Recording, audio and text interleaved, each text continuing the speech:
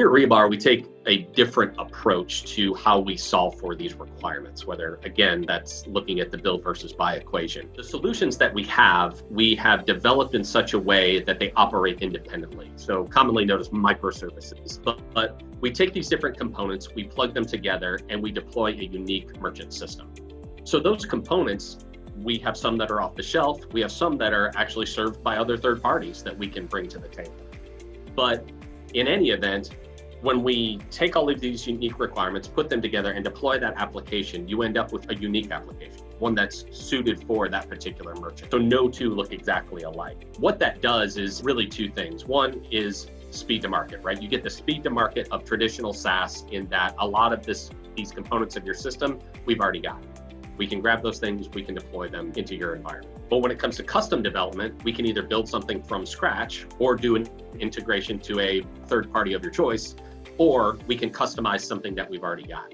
But again, we take that component, we plug it in with the other ones, and we deploy this new custom application that's kind of a build to suit. There's two things that the market would dictate that would impact a subscription business. And one is around rules and regulations. We've seen a lot happening in the privacy space, wanting to protect information. We certainly expect more to come. As these new rules and regulations come down, we work with our merchants on how to solve for those particular issues. The other thing is more of taking advantage of different things that are happening in the marketplace. So subscription is exploding, right? There's a lot of different traditional, either brick and mortar or retail merchants out there that are looking for new ways to monetize their products and services. So we've seen it in a lot of different spaces. Automotive is one area where subscribe to a car has really taken off. And you've got these businesses that traditionally hadn't thought about selling that way. And there's a lot to consider. How the consumer is going to pay for it, what are term lengths, and one thing very important is how do you recognize that revenue?